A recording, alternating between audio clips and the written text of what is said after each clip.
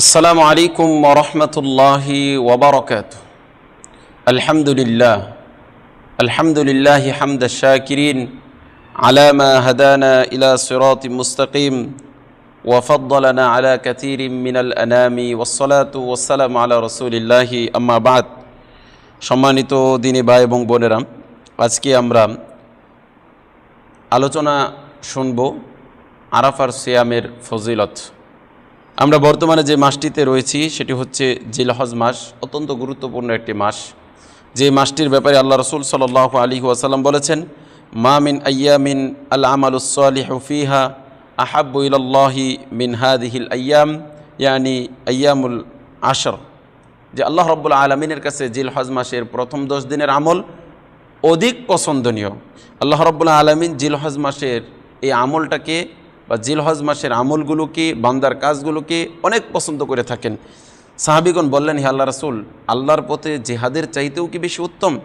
আল্লাহ রাসূল সাল্লাল্লাহু আলাইহি ওয়াসাল্লাম বললেন, হ্যাঁ, তবে ওই ব্যক্তি ব্যতীত যে জিহাদ করতে বের হয়েছে, নিজের জীবনও চলে গেছে, তার মালও চলে গেছে, সে ব্যক্তি ভিন্ন।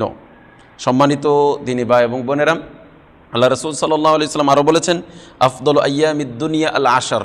দুনিয়াতে সবচাইতে ফজিলতপূর্ণ দিন হচ্ছে আশরু জিলহিজ্জা, জিলহজ মাসের 10 দিন, প্রথম 10 দিন। সুবহানাল্লাহ। তাই এই জিলহজ মাসের প্রথম 10 দিনে মুসলমানদের উচিত বা মুসলিমদের উচিত হচ্ছে জিকির আজকার করা, নফল ইবাদত করা, সিয়াম পালন করা। এই জিলহজ মাসের ইবাদতের আরেকটি ইবাদত হচ্ছে আরাফার সিয়াম পালন করা। আরাফার সিয়ামের অনেক ফজিলত। একজন মুসলিম যদি আরাফার একটি সিয়াম পালন করে, তাহলে তার 2 বছরের গুনাহ আল্লাহ রাব্বুল আলামিন ক্ষমা করে দেবেন। সুবহানাল্লাহ। আল্লাহ রাসূল সাল্লাল্লাহু আলাইহি ওয়াসাল্লাম বলেছেন, সিয়ামু ইয়াউমে আরাফা, আরাফার সিয়াম আহতাসিবু ইলাল্লাহ। আরাফার সিয়াম যে ব্যক্তি পালন করবে, যে ব্যক্তি রাখবে, ওই ব্যক্তির ব্যাপারে আমি আল্লাহ রাব্বুল আলামিনের কাছে, নবী বলছেন, আশা করি যে আইয়ুকাফিরাস সানাতাল্লাতী ক্বাবলাহু ওয়াস সানাতাল্লাতী বা'দাহু। আল্লাহ রাব্বুল আলামিন ওই ব্যক্তির পূর্বের 1 বছরের গুনাহ এবং আগামী 1 বছরের গুনাহ ক্ষমা করে দেবেন। সুবহানাল্লাহ।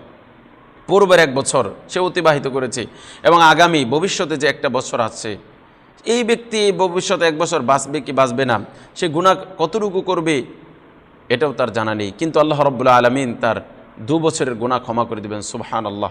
সম্মানিত দিনী ভাই এবং বোনেরা, যে যেখান থেকে আমাদের এই ভিডিওটি দেখছেন, সকলের কাছে আমাদের উদাত্ত আহ্বান, আসুন আমরা আমাদের এই গুরুত্বপূর্ণ মুহূর্তটাকে কাজে লাগিয়ে আমরা যেন আরাফার সিয়াম পালন করে আমরা যেন মহান রবের কাছে আমাদের 2 বছরের গুনাহকে যেন আমরা মোচন করে নিতে পারি এবং আল্লাহ রাব্বুল আলামিনের কাছে যেন আমাদের আমলগুলোকে অধিক পছন্দনীয় করে গড়ে তুলতে পারি। আল্লাহ আমাদেরকে সে তৌফিক দান করুন, আমিন।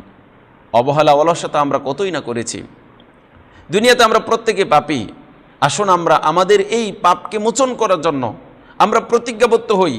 এই জিলহজ মাসের আরাফার দিনের সিয়াম, 9 জিলহজের সিয়াম আমরা পালনের মাধ্যমে আমরা আমাদের জীবনকে গুনাহমুক্ত জীবন হিসেবে গড়ে তুলব।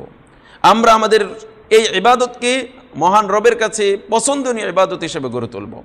আমরা আমাদের সময়কে ইবাদতে, জিকির আজকারে আমরা যেন সর্বদাই যেন অটল অবিচল থাকতে পারি, মহান রবের কাছে সেই তৌফিক আমরা কামনা করব।